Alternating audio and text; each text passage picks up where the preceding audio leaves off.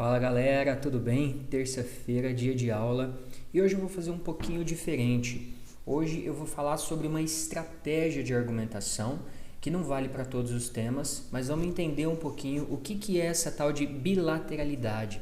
Às vezes a gente fica com muito medo de a bilateralidade ficar em cima do muro, mas a gente vai olhar alguns temas e algumas propostas para entender que, na verdade, existem temas que dão muito certo com a estratégia de bilateralidade, porque, na verdade, a banca até espera que a gente apresente dois lados de uma mesma questão que não necessariamente são opostos, mas que vão, de alguma forma, ter visões ou aspectos que divergem entre si. Vamos entender isso um pouquinho na prática? Antes de mais nada, pensando numa questão muito importante que a gente já falou em algumas aulas passadas. A dissertação ela nunca vai se construir a partir do nada. Não, a dissertação ela tem que ter um caminho e um percurso traçado desde o início. Então a gente precisa, de ao ler uma dissertação, entender qual é o ponto de vista e o encaminhamento argumentativo da redação. E isso cabe, portanto, a nós que estamos lá escrevendo a nossa dissertação, sinalizar para o corretor quais são os caminhos que a gente vai seguir na hora de elaborar a nossa dissertação. Por isso que a tese é tão importante, Porque no momento em que a gente já encaminha a discussão que a gente vai trazer desde o primeiro parágrafo, eu já sei aonde o meu texto vai chegar e, portanto, na hora da correção isso também vai ficar muito mais claro. Então é importante, por exemplo, a gente, antes de mais nada, olhar que existem temas para os quais é mais interessante a gente trazer uma discussão bem objetiva e existem temas que a gente pode trazer uma discussão um pouco mais ampla, trazendo os dois lados. Por exemplo, quando a gente pensa no tema da Unesp de 2018/2, liberar o porte de armas de fogo a todos os cidadãos diminuirá a violência no Brasil? Não existe um depende aqui. Ou eu vou escrever o meu texto dizendo que sim, que liberar o porte de arma a todos vai diminuir a violência, ou eu vou escrever uma dissertação defendendo que não, a liberação do porte de armas não diminuirá a violência no Brasil. E o importante aqui é que eu busque argumentos que prove um dos meus lados. A mesma coisa com o tema de 2017. A riqueza de poucos beneficia a sociedade inteira? Ou eu vou escrever um texto dizendo que sim e tentar buscar argumentos que comprovem por que a riqueza de poucos beneficia a sociedade inteira, ou eu vou escrever um texto para o não, dizendo que a riqueza de poucos não beneficia a sociedade inteira e vou usar argumentos para provar a minha tese. Unifesp 2016. A adoção de pena de morte pode contribuir para a redução do número de crimes hediondos no Brasil? Vamos dar uma pausa aqui que está vindo um barulhinho de sirene. Aparentemente diminuiu, Vamos olhar o tema da Unifesp então de 2016. A adoção da pena de morte pode contribuir para a redução do número de crimes hediondos no Brasil? Ou eu vou escrever um texto dizendo que sim, que a adoção da pena de morte vai diminuir os números de crimes, ou eu vou dizer que não. Lembrando que nenhum desses textos eu posso defender o sim ou não porque eu acho que vai acontecer. Eu tenho que trazer dados, exemplos, fatos que comprovem o meu posicionamento, seja ele para o sim, seja ele para o não. Agora, olha que interessante esse tema da FAMERP de 2015.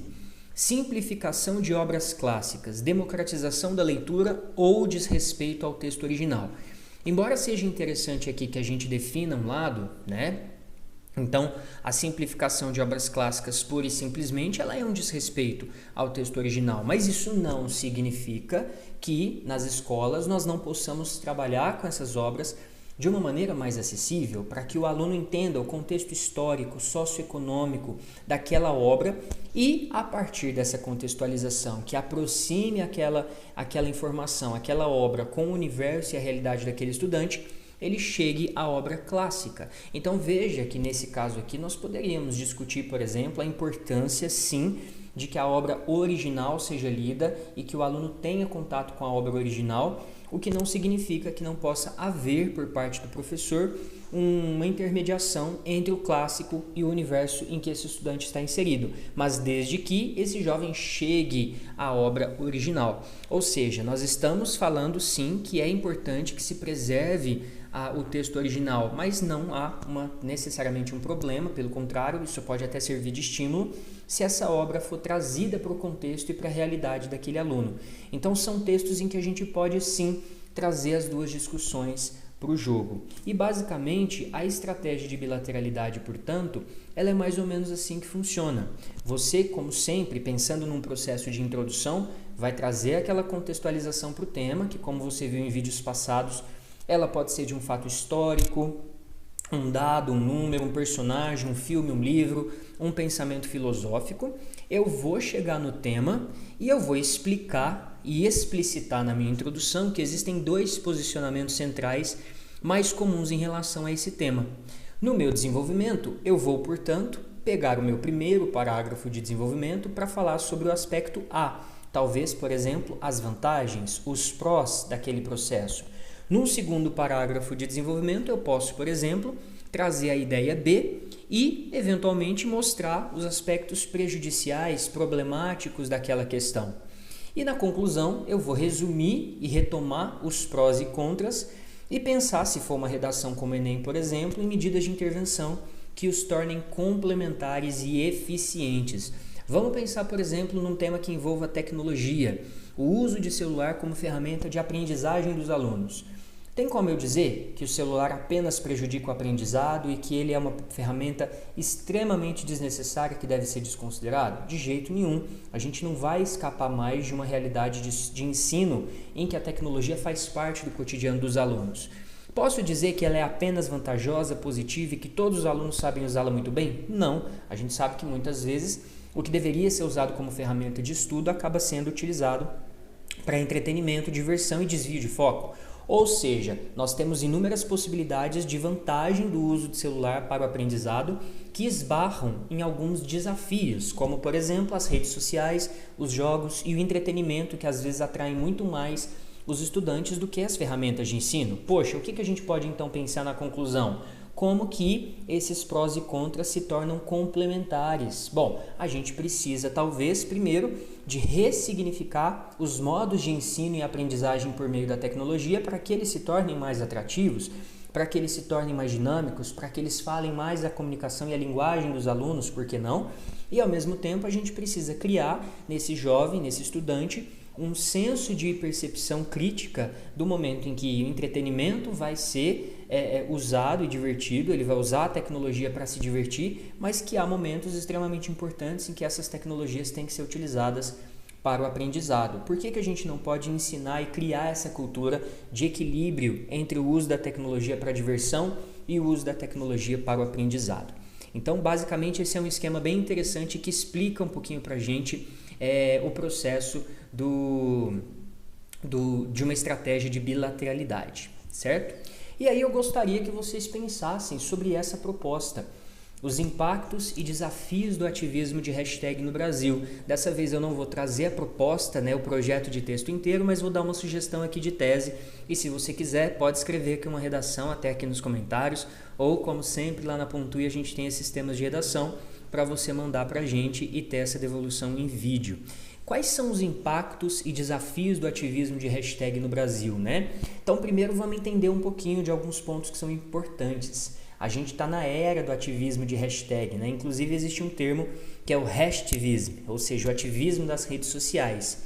E o que significa isso? A gente sabe que as redes sociais hoje criam comunidades e juntam pessoas que, apesar das diferenças, têm um objetivo ou defendem uma causa em comum. E as hashtags, portanto, são meios de sensibilizar o nosso lado humano e uma convocação para que as pessoas ajam. E você tem hashtags dos mais diferentes assuntos e das mais diferentes questões. E aí, claro que esse hashtag ele gera engajamento. Então, o Instagram, que é aí, na verdade, a segunda maior comunidade no Instagram, atrás só dos Estados Unidos, com 45 milhões de usuários e 1 milhão de novos perfis ao mês, o Brasil aderiu com afinco ao hashtivism. Segundo a pesquisa da F-Radar e Datafolha, 9 milhões e meio de brasileiros dizem já ter se engajado em causas pelas redes sociais.